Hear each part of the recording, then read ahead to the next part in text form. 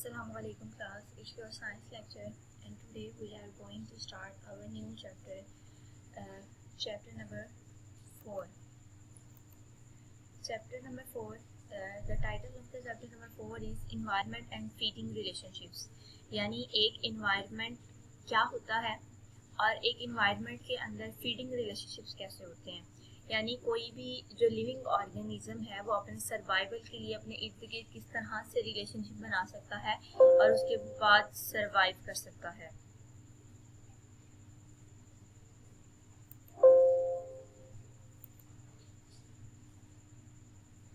आज की जो रीडिंग है उसके बाद जो डायरी होगी उसमें ये होगा कि आपको वोकैबुलरी वर्ड्स जो हैं जितने भी आपके नोट्स पर उनको प्रैक्टिस करना पड़ेगा। उसके बाद क्या करना पड़ेगा, लर्न जो क्विज आंसर्स हैं जो कि एमसीक्यूज की शक्ल में आपको पूछे जाते हैं वो आपने याद करने हैं। वो आप you have to learn 1 from the 36, ठीक है।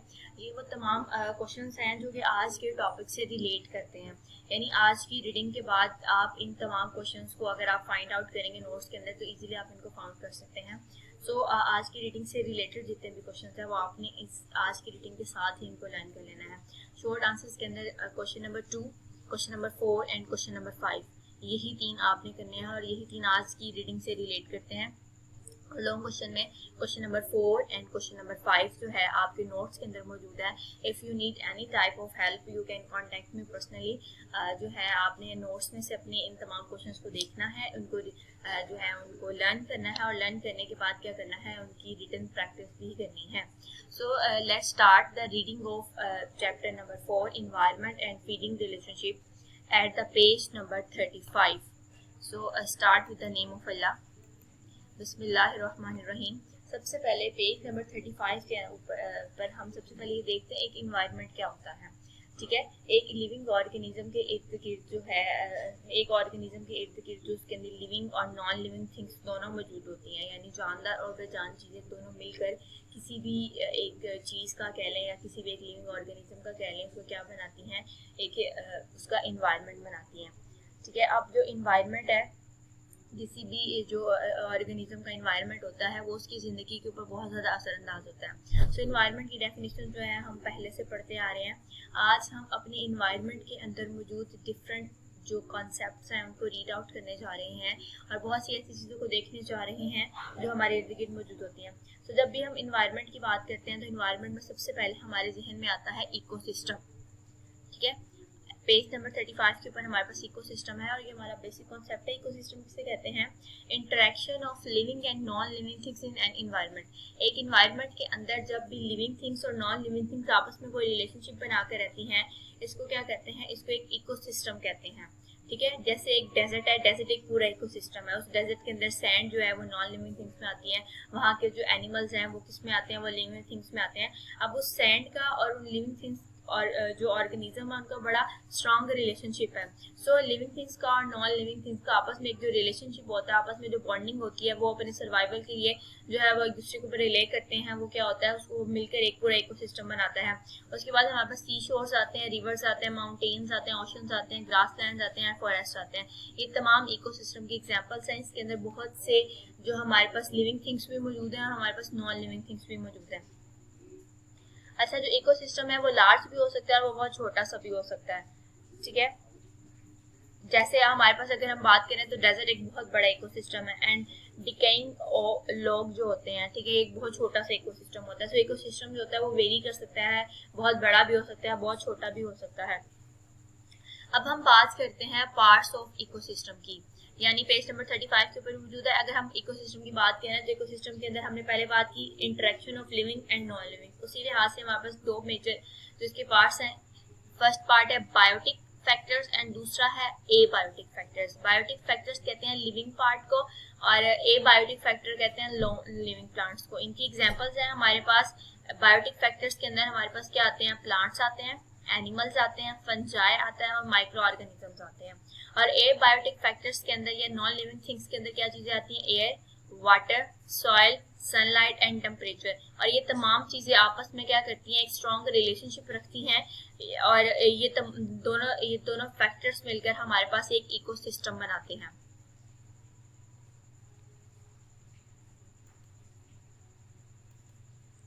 अच्छा, अब हम बात करते हैं बायोटिक पार्ट ऑफ इकोसिस्टम को, जरा थॉरली देखते हैं कि बायोटिक पार्ट ऑफ इकोसिस्टम के अंदर क्या क्या चीजें आती हैं। सो हमारे पास सबसे पहले एक इन्वायरमेंट होता है, इन्वायरमेंट के बाद में फिर हम इकोसिस्टम की बात की। अब हम हमारे बायोटिक फैक्टर के अंदर या बायोटिक पार्ट ऑफ इकोसिस्टम के अंदर हमारे पास जो फर्स्ट कॉन्सेप्ट आता है वो आता है पॉपुलेशन का। पॉपुलेशन क्या होती है? Organisms of the same kind living and reproducing in a particular area, यानी एक ही जो टाइप की हमारे पास जो ऑर्गेनिज्म है, यानी हम बात कर लेते हैं लाइन, वुल्स, इनकी जो है वो सेम काइंड है, ठीक है, ऑर्गेनिज्म की। अगर ये किसी एक जगह पर मिलकर रहते हैं, वहां पर रिप्रोड्यूस करते हैं, जनरेशन बाय जनरेशन वहां पर रहते हैं एक पर्टिकुलर एरिया के अंदर, ठीक है, एक सराउंडिंग के अंदर, तो वो उस पर्टिकुलर एरिया की पॉपुलेशन कहलाती है। यानी एक हमारे पास फॉरेस्ट है, फॉरेस्ट के अंदर जो है हमारे पास वुल्स रहते हैं। अब वुल्स हैं उस फॉरेस्ट की सराउंडिंग के अंदर, वो वहाँ की पॉपुलेशन है, क्योंकि वो सेम स्पीशी है, सेम काइंड है, और वो एक ही एरिया के अंदर रह रहे हैं। दूसरा कॉन्सेप्ट है हमारे पास कम्युनिटी। अब कम्युनिटी जो है वो पॉपुलेशन से थोड़ा सा वाइडर कॉन्सेप्ट है, ठीक है। यहाँ पर क्या होता है? All the population of a different kind of organism living together in an area, ठीक है। अब क्या है कि रहना अपने पर्टिकुलर एरिया के अंदर ही है, लेकिन पहले क्या बात हो रही थी कि वहां पर एक स्पीशी रह रही है उसकी सेम काइंड, लेकिन दो डिफरेंट काइंड ऑफ पॉपुलेशन जब इकट्ठी रहती है एक ही स्पेसिफिक एरिया के अंदर, तो वो कम्युनिटी बनाते हैं।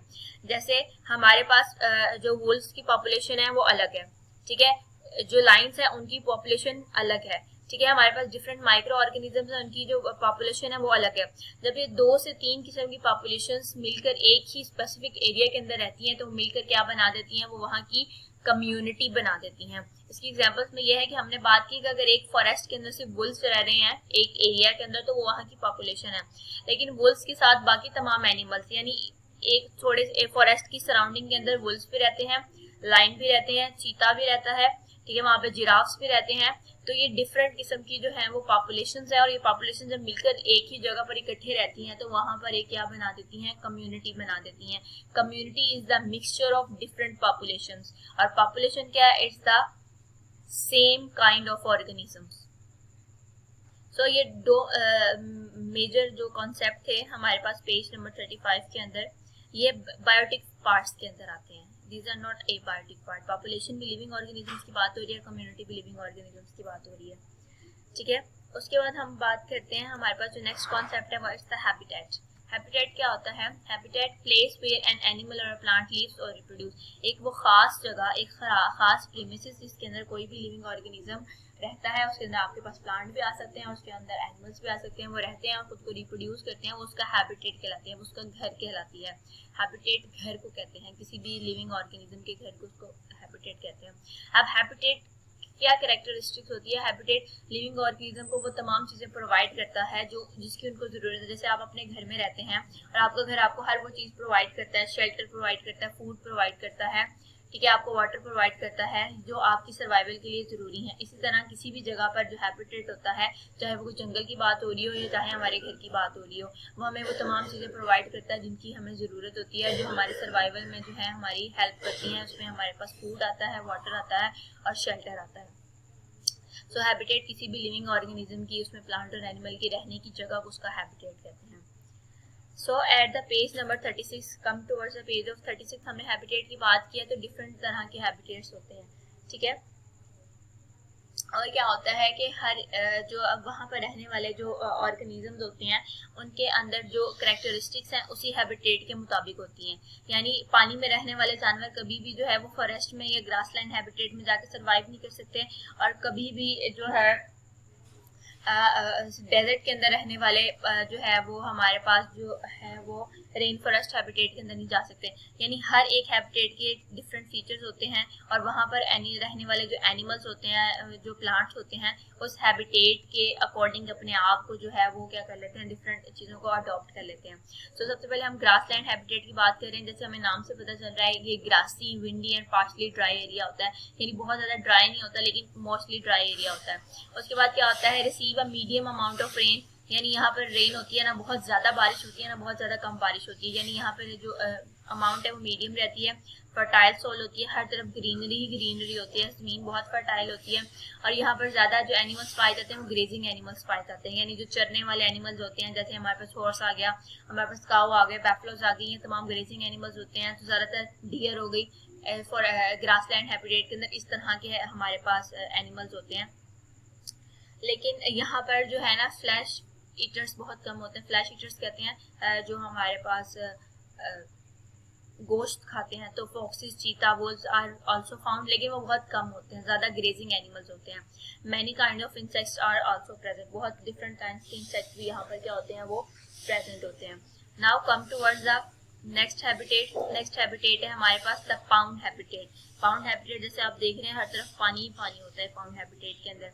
अब पाउंड हैबिटेट की क्या हमारे पास कैरेक्टरिस्टिक होती है, एक्वेटिक होता है, पानी होता है, रिच इन लाइफ, यहाँ पर जिंदगी, यहाँ पर वैरायटी बहुत होती है लाइफ की। आप पाउंड के अंदर आप डिफरेंट किस्म के प्लांट्स देख सकते हैं, डिफरेंट किस्म के एनिमल्स देख सकते हैं। तो लाइफ की सबसे ज्यादा वैरायटी जो होती है वो पाउंड के अंदर होती है।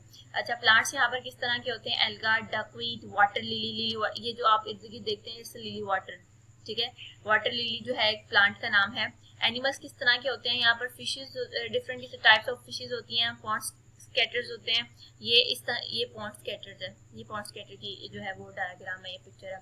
वुल्फ स्पाइडर होती है, इट्स अ वुल्फ स्पाइडर, ठीक है। स्नेल्स होते हैं, फ्रॉग्स होते हैं, और डिफरेंट किस्म के माइक्रो ऑर्गेनिज्म जो होते हैं वो इसके अंदर पाए जाते हैं इस हैबिटेट के अंदर। Now come towards the next habitat, ठीक है, it's a desert habitat. Desert habitat जहाँ पे सैंड ही सैंड होती है, ड्राइस्ट लैंड एरिया, सबसे ज़्यादा खुश्क एरिया, मतलब कह लें यहाँ पर पानी बहुत ज़्यादा कम होता है। रिसीव लिटिल रेन, जब बारिश ही नहीं होगी तो यहाँ पर पानी भी बहुत ज़्यादा कम होगा। Rain water quickly drains away due to the sandy soil, यहाँ पर हमारे पास जो सॉइल होती है वो सैंडी होती है, तो उसको क्या होता है जब बारिश होती है तो रेत बहुत जल्दी जो है वाटर को क्या कर लेती है, एब्जॉर्ब कर लेती है। तो यहाँ पे बहुत जल्दी जो है वो चीज़ें खुश्क होना शुरू, मतलब ज़मीन खुश्क हो जाती है, इसलिए यहाँ पर पानी की कमी होती है। यहाँ पर जो है रहने वाले जो एनिमल्स हैं और यहाँ पर जो रहने वाले पौधे हैं उन्होंने खुद को इस तरह से अडेप्ट कर लिया होता है कि उनको पानी की ज़रूरत पड़ती ही नहीं है, और अगर वो पानी थोड़ा सा पी भी लेते हैं तो अपनी बॉडी के अंदर उसको स्टोर कर सकते हैं, ठीक है। यहाँ पर लिजर्ड जो, अब इसके अंदर जहाँ पर एनिमल पौधा कैक्टस यहाँ पर होता है, यूफॉर्बिया होता है, और एनिमल्स की बात करें तो lizard, snakes and kangaroo rats, ये कैंगरू रैट्स की जो है वो पिक्चर है, और कैमल्स वगैरह जो है वो डेजर्ट हैबिटेट में पाए जाते हैं। रेन फॉरेस्ट हैबिटेट क्या होता है, जैसे मतलब ऑलवेज वेट, यहाँ पर बारिश बहुत ज्यादा होती है, रिसीव रेन होल ईयर सारा साल होती रहती है। Large number of plants types on, क्योंकि यहाँ पर पानी की मिकदार बहुत ज्यादा है तो इसलिए यहाँ पर प्लांट की वैरायटी बहुत ज्यादा होती है। ग्रास लैंड की निस्बत जो हमारे पास रेन फॉरेस्ट हैबिटेट होता है यहाँ पर वैरायटी बहुत ज्यादा होती है। Herbs, shrubs and water trees, हर तरह के यहाँ पर पौधे मौजूद होते हैं। Varieties of butterfly, snakes, lizards, frogs, parrots, hummingbirds, cats and jaguars are also found, यहाँ पर डिफरेंट किस्म के जो हैं वो एनिमल्स जो हैं वो पाए जाते हैं। तो हमारे पास टोटल जो थे, हमने 4 टाइप्स ऑफ फॉरेस्ट वो हैबिटेट पढ़ी हैं। सबसे पहले हमने ग्रासलैंड पढ़ा है, फिर हमने पॉन्ड हैबिटेट पढ़ा है, और फिर हमने डेजर्ट हैबिटेट पढ़ा है, और देन हमने रेन फॉरेस्ट हैबिटेट पढ़ा है।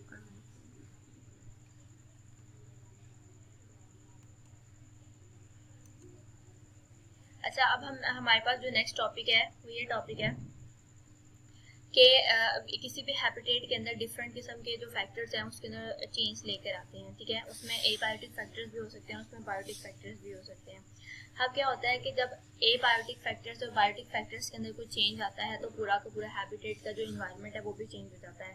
अब जो sunlight, temperature, water, migration, drought, lightning and earthquake, ये वो तमाम फैक्टर्स हैं, ठीक है। इनमें बायोटिक फैक्टर्स भी आते हैं और नॉन बायोटिक फैक्टर्स दोनों, इन ये कम्बिनेशन है उनका। जब इनके अंदर चेंज आता है तो एक हैबिटेट का इन्वायरमेंट ऑटोमेटिकली क्या होता है वो चेंज होना शुरू हो जाता है। तो सबसे पहले हम बात करते हैं सनलाइट की, कि सनलाइट की में चेंज आने की वजह से जो है वो क्या चेंज होता है। जो सनलाइट होती है वो बेसिक सोर्स ऑफ एनर्जी होती है, फोटोसिंथेसिस के अंदर इस्तेमाल होती है। तमाम ग्रीन प्लांट्स जो है वो सनलाइट को इस्तेमाल करते हैं। और क्या होता है, लाइट इंटेंसिटी जो होती है ना, नंबर ऑफ प्लांट्स को क्या करती है वो बड़ा उसके ऊपर असरअंदाज होती है, इफेक्ट करती है। अगर तो क्या होगा कि लाइट इंटेंसिटी बहुत ज़्यादा होना शुरू हो जाएगी तो तब भी प्लांट्स का सर्वाइवल मुश्किल हो जाएगा। अगर लाइट इंटेंसिटी बहुत कम हो जाएगी तो तब भी प्लांट का सर्वाइवल क्या हो जाएगा वो मुश्किल हो जाएगा, ठीक है। अब हम तरह का जो ऑर्गेनिज्म है वो ग्रीन प्लांट के ऊपर जो है वो डिपेंड करता है। ग्रीन प्लांट किसके ऊपर डिपेंड करती है, वो फोटोसिंथेसिस के ऊपर करती है, और उसको फोटोसिंथेसिस के लिए सनलाइट की ज़रूरत होती है।